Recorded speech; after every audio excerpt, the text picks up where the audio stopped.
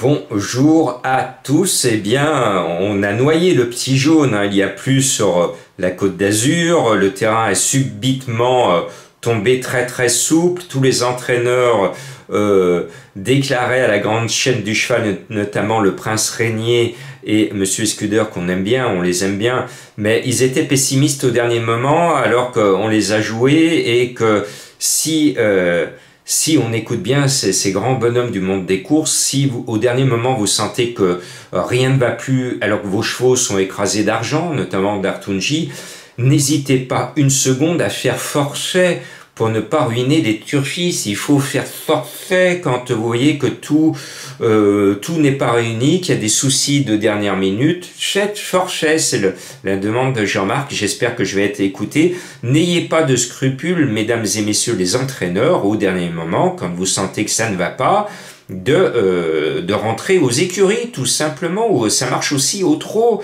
Combien de fois on entend des propos après course, ah oui, mais le cheval avant déjà au hit d'échauffement, je savais que ça allait pas bien, bah faites forfait s'il vous plaît. Bon, on va essayer de se rembourser ce mardi dans un quintet clodo-aldien, c'est le drôle de nom des habitants de Saint-Cloud, vous le savez.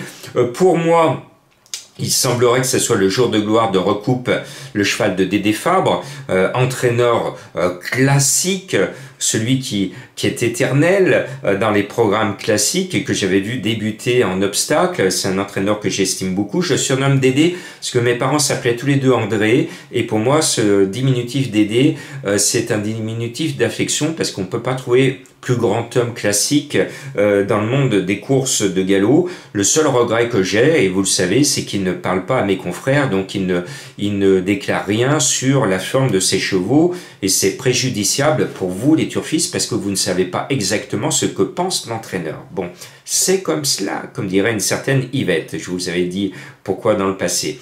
Le 6 pour moi, c'est sa course à ce poids avec le 7 à la corde, normalement sous les couleurs Abdullah, ô combien classique.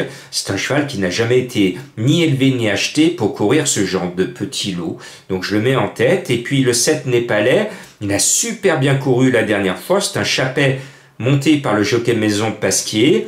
S'il court comme la dernière fois, il ne va pas taper loin, ce numéro 7. Et puis, il y a un autre cheval qui a été élevé et entraîné pour courir autre chose que ces vulgaires handicaps. C'est le 1 Shazad qui vient de nous faire une jolie bulle. Je pense que ce jour-là, il n'a pas montré sa vraie valeur et s'il se souvient qu'il a été bichonné pour être un cheval classique, bon, maintenant il est hongre, mais ce 1 Shazad, normalement, devrait retrouver le chemin des premières places.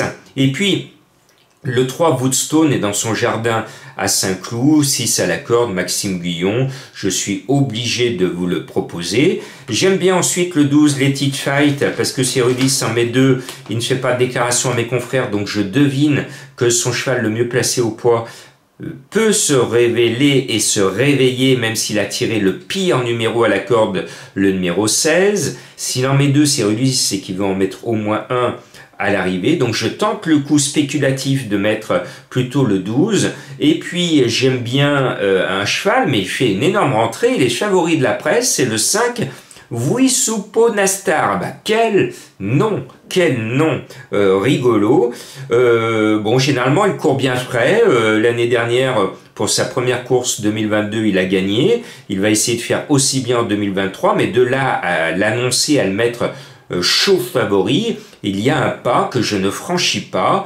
Je le mets pour me couvrir, mais en tout cas, tout le monde le met très haut dans sa sélection. Moi, je le mets un petit peu bas parce que c'est une grosse rentrée, tout simplement. Et puis, Alexis Pouchin n'est pas arrivé dans les temps sur l'hippodrome, et pourtant j'avais mis son cheval qui dispute l'arrivée du quintet à Marseille.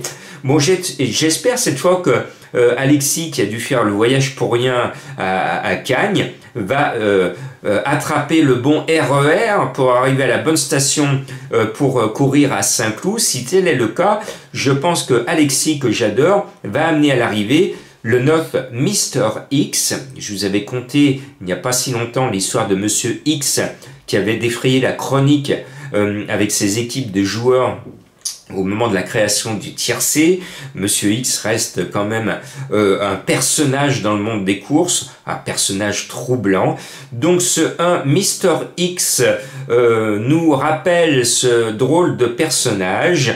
Eh bien je le mets sur mon ticket en espérant que cette fois Alexis sera bien aux commandes pour le porter à l'arrivée. Et puis le 10 Shamsabad, s'il a de la mémoire comme moi, il va se souvenir qu'il a gagné cette course il y a 2 ans avec 4 kilos de plus sur les épaules. Il en a 4 kilos de moins. Il a pris 2 ans de plus, hein, comme nous, le pauvre. Mais il est courageux et actuellement, il retrouve une seconde jeunesse. Il est fringant comme un poulain. Deuxième, quatrième et premier. Bon, c'est un cheval que j'aime bien. C'est un magnifique alezan. Il est beau, ce cheval. Il est beau. Je l'aime bien. Donc, je le mets dans ma sélection. Maintenant, vous voyez, les quintés, surtout au galop, sont difficiles à trouver. Donc, restez prudent dans vos jeux. Et puis, je vous donne 2 chevaux mystères. Alors, il y en a un qui n'est pas vu par mes confrères. Et si vous le trouvez, vous allez pouvoir vous acheter un voyage de rêve. Là, vous avez envie. Donc, allez-y, trouvez-le, ce voyage de rêve. Et puis,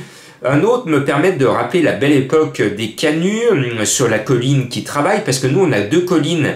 À Lyon, il y en a une qui prie, c'est la colline de Fourvière, avec la basilique de Fourvière, là où il y a tous les curés et les nonnes. Et de l'autre, c'était la colline des travailleurs, des canuts, ceux qui tissaient chez nous, et ils ont fait leur révolte à l'époque. Ce sont eux qui ont inventé un peu les syndicats, ce sont eux qui ont inventé les manifestations. Donc les canuts vont vous mettre sur la trace de ce cheval qui normalement devrait gagner s'il reste sage, parce que ce cheval connaît le métier tout simplement. Voilà, bonne semaine à vous tous.